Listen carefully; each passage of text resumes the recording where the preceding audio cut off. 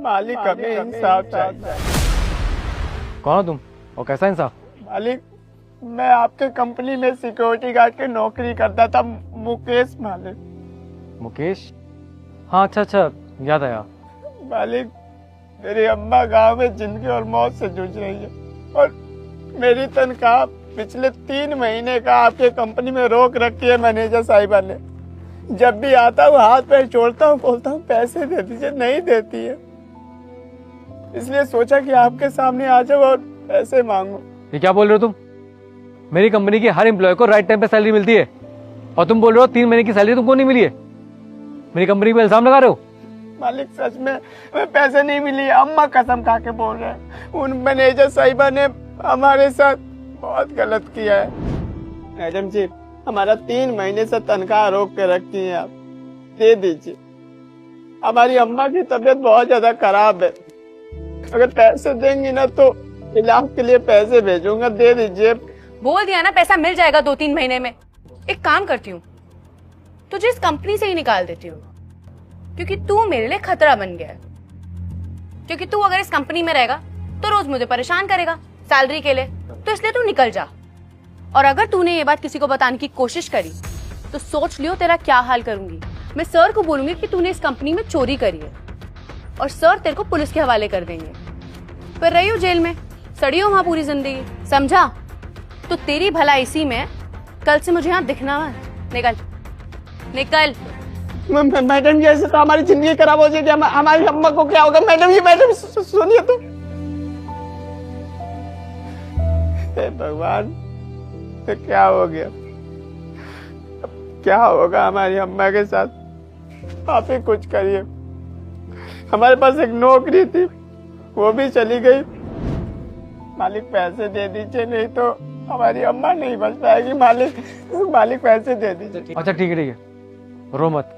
एक काम करो, मेरे साथ ऑफिस चलो। सर आपने बुलाया? अरे आ गई तुम? हाँ, कुछ पूछना था तुमसे। जी सर, पूछिए। तुमने सैलरी सबको दे दी? जी सर, सबको सैलरी दे दिया।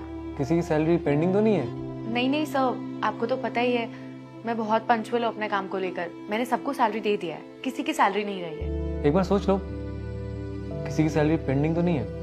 सर सबको सैलरी दे दिया है, मेरा आज तक का रिकॉर्ड है। मैं सबको टाइम से सैलरी दे देती हूँ। 1 मिनट बाहर आना।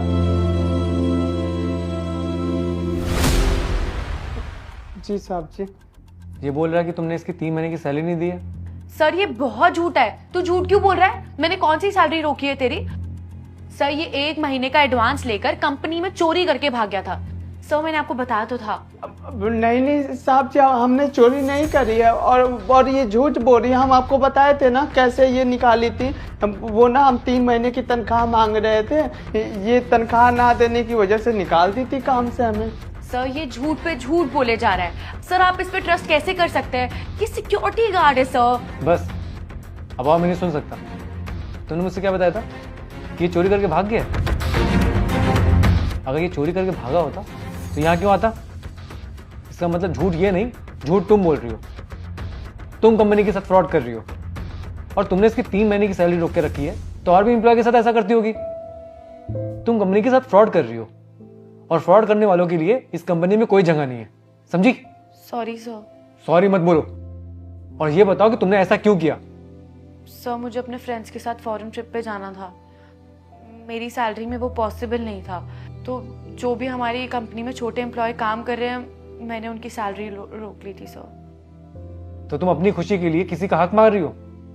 अरे उसको पैसे की जरूरत है तो वो पैसे कहां से लेकर आएगा? चोरी करेगा? एक बात बताओ, तुम्हारी सैलरी कितनी है? 60,000 रुपीज। और 60,000 रुपीज में तुम्हारा गुजारा नहीं हो पा रहा है, तो सोचो जिसकी सैलरी 12,000 रुपए है वो कैसे अपना गुजारा कर रहा होगा? और उसको तो 3 महीने की सैलरी भी नहीं मिली है, ये कैसे मैनेज कर रहा होगा?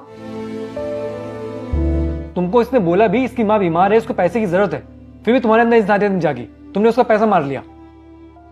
मुझे तो पता भी नहीं चलता अगर ये आज मुझसे मिलता ना। तुमने जो किया है ना, तुम्हें पता उसकी सजा क्या मिलेगी?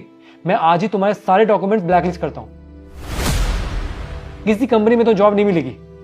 सर प्लीज सर, आप ऐसा मत कीजिए सर, प्लीज सर, मेरी जिंदगी खराब हो जाएगी सर, मेरी फैमिली मैं कैसे मैनेज करूंगी सर, मैं अपनी फैमिली को क्या बोलूंगी? Please sir. जब अपने ऊपर बीत रही है तो रियलाइज हो रहा है। किसी के साथ गलत करने से पहले खुद के बारे में सोचो कि अगर तुम्हारे साथ ऐसा होगा तो फिर क्या करोगी। सर प्लीज आप माफ कर दीजिए सर। मैं चाहूं ना तो तुम्हें इस बात के लिए पुलिस के हवाले भी कर सकता हूं, लेकिन लड़की हो इसलिए छोड़ रहा हूं। और हाँ, जाने से पहले इस कंपनी के जितने भी एम्प्लॉय के साथ तुमने ये सब किया ना, सबके पैसे वापस कर देना, और इसके भी 3 महीने के पैसे। चलो निकलो यहां से।